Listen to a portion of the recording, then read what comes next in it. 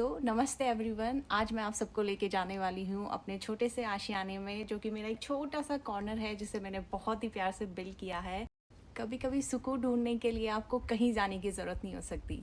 आपका एक अपना छोटा सा प्यारा सा कॉर्नर हो सकता है, आपकी बैल्कनी, आपके बैकयार्ड में, राइट नेक्स्ट टू यू। सो चलिए सबसे पहले मिलते हैं। मेरे अभी जो है ये है मेरा करेले का पौधा, और मैंने 5 सीड लगाए थे, उनमें से सिर्फ एक जर्मिनेट हुआ, और वो एक ही इतनी सारी फ्रूटिंग दे रहा है कि I can just believe. Like मैं आपको अभी काउंट करके बता सकती हूँ कि इसमें कितने करेले लग रहे हैं।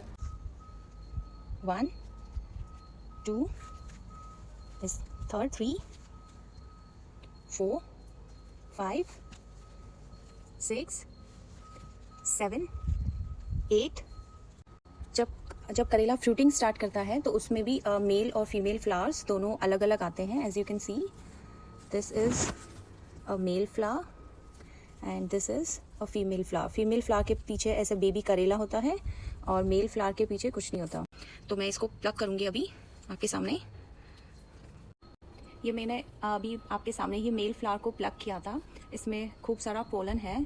सो टू मेक श्योर कि आपका हर एक फीमेल फ्लावर्स, कोई भी आपका फीमेल फ्लावर है वो ड्रॉप ना हो और उसमें 100% फ्रूट की सक्सेस रेट हो, तो आपको आपने क्या करना है, इसे प्लग करना है और इसकी जो लीव्स हैं उसको रिमूव करने हैं, और ये वाला जो बीच वाला जो पार्ट है, और फिर आपको इसको जेंटली किसी भी आपको फ्लावर को ऐसे लेना है, जैसे कि मैं इसको ले रही हूँ, और इसमें ऐसे स्लोली आपको पॉलिनेशन, हैंड पॉलिनेशन करना है।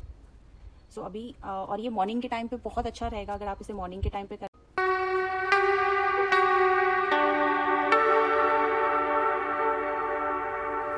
It's so simple.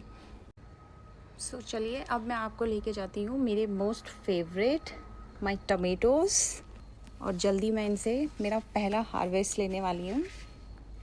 Look how beautiful. As you can see, my tomatoes, they are lush green, loaded with like lot many flowers. Fruits अभी set भी हो चुके हैं। So the reason why my tomatoes are flourishing, every morning when I come out to have a look around my garden, so what I do is I make sure tomato के ऊपर जो भी flowers आ रहे हैं उन्हें मैं hand pollinate कर सकूँ। इससे क्या होगा कि जो पॉलिनेशन की जो सक्सेस रेट होती है वो 100% हो जाती है। एज यू कैन सी, जो टोमेटो का जो प्लांट होता है उसमें फीमेल और मेल फ्लावर्स तो डिफरेंट नहीं होते हैं, मेल और फीमेल दोनों पार्ट्स आपके एक ही फ्लावर में होंगे। सो जो ये हिडन पोलन होते हैं उसको रिलीज करने के लिए you just have to tap on the hand. I just love doing this thing. Tap tap tap tap tap tap tap tap tap tap tap tap. Secondly, why the leaves are so green, they are not yellow pale in color. इसका reason है कि मेरे अभी तक plants के ऊपर कोई भी किसी भी पेस्ट ने अटैक नहीं किया है, और वो इसका रीज़न ये भी है कि आई मेक श्योर कि मेरे जो प्लांट्स हैं मैं उनको ज़्यादा बुशी नहीं होने देती हूँ। आपको सिर्फ इनके ऊपर लीव्स उतनी ही रखनी है सो दैट ये फोटोसिंथेसिस कर सकें और प्लांट्स को जो इनकी जो नीड्स होती है वो उनको कंप्लीट कर सकें। सो मेक श्योर कि आपके जहाँ से आपका पहला फ्लावर आता है वहाँ से जो फ्रूटिंग, उसका जो फ्रूटिंग स्टेज डेवलप होने लगता है, तो आप उसके जो नीचे की जो लीव्स हैं आप उनको प्रून कर दें, आप उनको ट्रिम कर दें, सो दैट एक बेटर जब एयर सर्कुलेशन होता है तो पेस्ट का अटैक थोड़ा कम हो जाता है। And secondly, to make sure कि मेरी जो लीव्स हैं वो ग्रीन रहें, क्योंकि green colour it's a sign कि आपका इसके अंदर लीव्स के अंदर क्लोरोफिल है और वो बेटर फोटोसिंथेसिस कर पाएंगे। सो रीज़न इज़, मैं जब भी अपने घर में जब भी मैं छाछ बनाती हूँ, दैट इज़ बटर मिल्क, तो मैं थोड़ा सा लाइक 1-2 ग्लास उसे अलग रख लेती हूँ, लाइक फॉर अ वीक, और like you can also go up to like 15 days to make sure कि उसकी फर्मेंटेशन अच्छी हो सके। जस्ट रिमेंबर कि आपको फ्रेशली मेड जो बटर मिल्क है आपको वो यूज़ ना करें, क्योंकि वो बहुत ही मीठी हो सकती है। उससे क्या होगा कि आपके जो फ्लाइज हैं और जो पेस्ट का जो होता है वो अटैक हो सकता है। आई हैव मेड श्योर कि मैंने इसमें कुछ पौधे मैंने इसमें बेसिल के लगाए हैं। As you can see here the basil is growing, and there are 2 or 3 marigold flowers. So that ये क्या करेंगे, आपके जो बटरफ्लाइज हैं, बीज, ऐसी you can see butterflies hovering, हाँ, वो आएंगी, इनकी खुशबू से अट्रैक्ट होके पॉलिनेशन बेटर होएगा।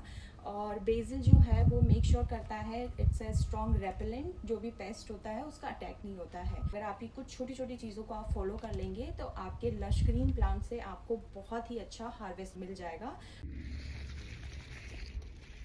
ये मेरे क्लस्टर बीन्स हैं, मैंने इन्हें कुछ 1-1.5 महीने पहले सो किए थे और ये बहुत अच्छी अभी ग्रोथ कर रहे हैं। लेट मी शो यू कि ये ऊपर से इनमें भी फलियां बनने लग गई हैं। Cluster beans are my favourite, my absolute favourite. और क्लस्टर बीन्स को बहुत ज़्यादा केयर की ज़रूरत भी नहीं पड़ती है, ये बहुत ही हार्डी प्लांट होता है, तो इसको आपको बहुत ज़्यादा खाद की, फर्टिलाइज़र्स की, पानी की ज़रूरत नहीं है। ये और यहाँ पे मैंने एक वाटरमेलन का सीड था उसे भी ग्रो किया था, and you can see there is a tiny watermelon that is growing beautifully over here. So next come my okra plants।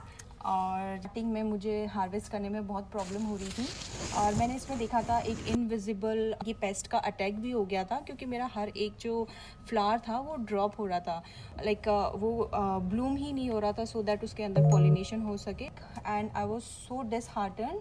फिर मैंने अपने पापा से बात करी और उन्होंने मुझे एक बहुत ही अच्छा आइडिया दिया। वो आइडिया था कि आपको क्या करना है कि कोई भी जो कॉपर की जो चीज़ होती है आपको उसे लेना है और आप उसको सार जो बटर मिल्क होती है आप उसको उसमें डाल के रख लें around 2 to 3 days।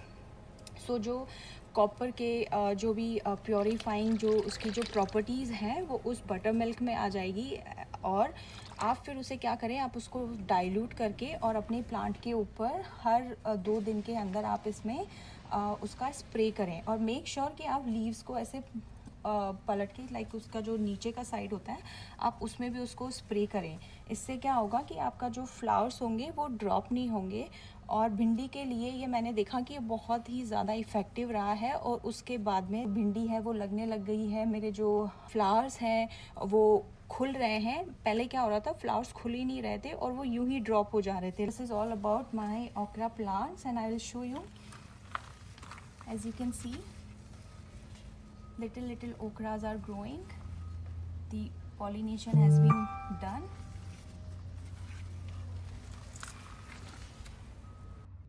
now comes my bottle gourd, language में जिसे हम घिया बोलते हैं, और इसने भी फ्रूटिंग स्टार्ट कर दी है। ये पौधे में आपको 2G 3G कटिंग आपको कैसे करनी है ये मैं आपको अभी मैं बताने वाली हूँ। सो जैसे ही आपका पौधा कुछ अप टू लाइक 3 वीक्स का हो जाता है उसमें इनफ जो लीव्स होती हैं वो निकल जाती हैं।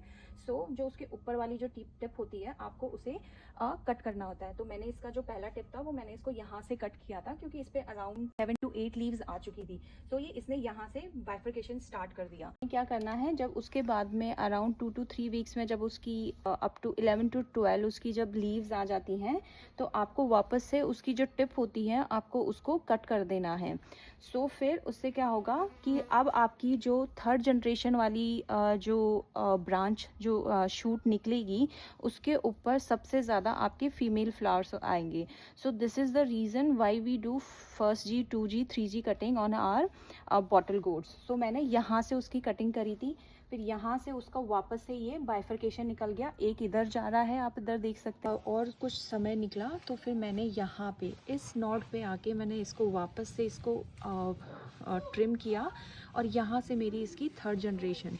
और आप 3rd जनरेशन के बाद में देख सकते हैं कि कितनी सारी मेरी ऐसी ये साइड ब्रांचेस निकल रही है। एक ये रही, एक यहाँ से निकल रही है, एक ये यहाँ से निकल रही है। सो ये है मेरा छोटा सा बगीचा जिसका मैंने अभी अभी आपको टूर दिया है। This is my one spot और यहाँ पे मैंने अधिकतर अपनी वेजीज़ लगाई हुई हैं और होपफुली जब मैं नेक्स्ट एपिसोड आपके साथ में शेयर करूँ तो मेरे को कहीं से कुछ अच्छा सा हार्वेस्ट भी मिल जाए। So guys please keep supporting to my channel. अभी तक अगर आपने मेरे चैनल को सब्सक्राइब नहीं किया है तो go and subscribe to my channel. So मिलते हैं आपसे नेक्स्ट व्लॉग में। Till then bye bye, see ya, have a nice day.